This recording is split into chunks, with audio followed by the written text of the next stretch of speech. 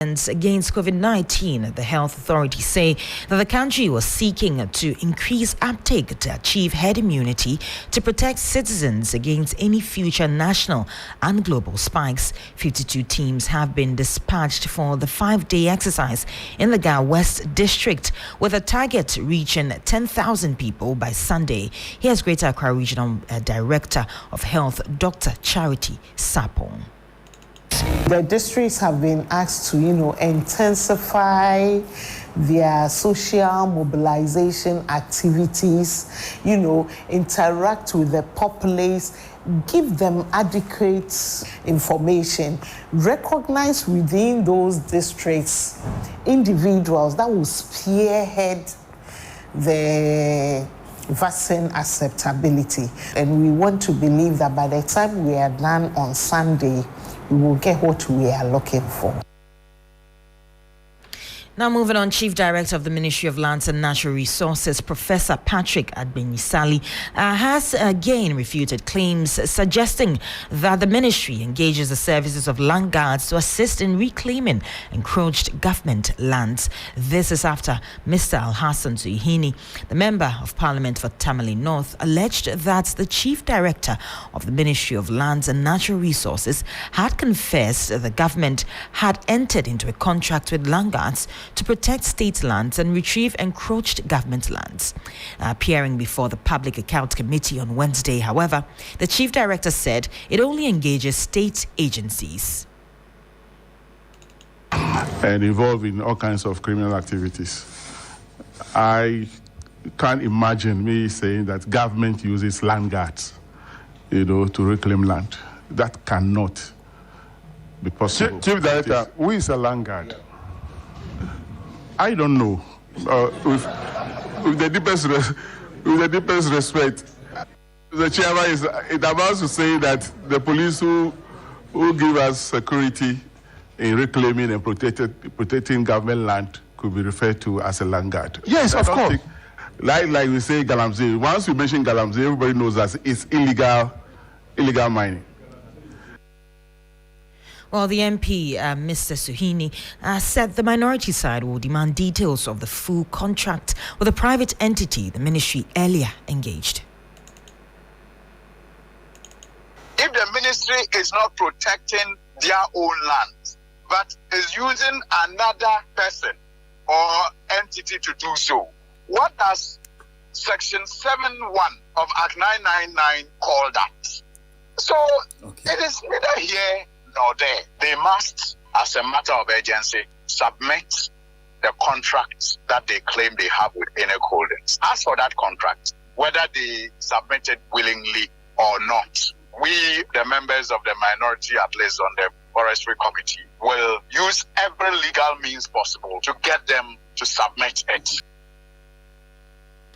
Deputy Attorney General Awortwi Tandoh says there's no rush to prosecute Asin North MP James Gyekye Quayson as the National Democratic Congress accused the government of not giving the embattled MP a fair trial.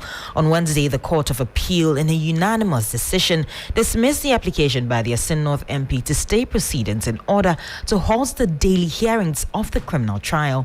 But Deputy Attorney General Awortwi Tandoh said there's no ill motive in the trial. He spoke on Ghana Tonight. And the case are not being heard day to day because the judges will tell you we don't have space in our court to hear it day to day. But if you are lucky that it's being heard day to day, I don't see why people may be complaining about it. So do you want a situation whereby we take the case to court and we should wait for maybe 2, 3 or 4 years? I think that's all Ghanaians want. We may want to hear matters. It doesn't mean that you are guilty. No. You have to take every opportunity or every defense that you think you have to put up.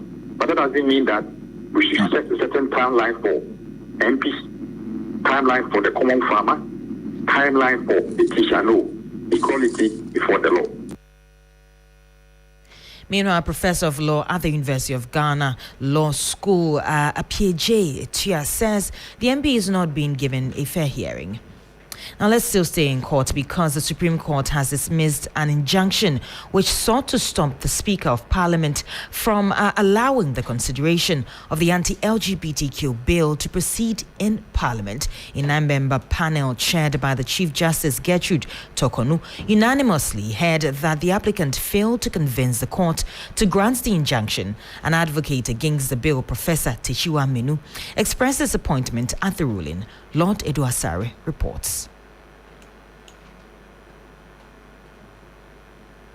An academic researcher, Dr. Amanda Odoi, filed an injunction against the consideration of the Promotion of Proper Human Sexual Rights and Ghanaian Family Values Bill 2021, citing a breach of Article 108 as well as a contempt against the Speaker of Parliament. Per Article 108 of the 1992 Constitution, no bill or motion shall be considered by Parliament if, in the opinion of the person presiding, the bill is to impose taxation, impose a charge on the Consolidated Fund, or other public funds unless it is introduced by the President.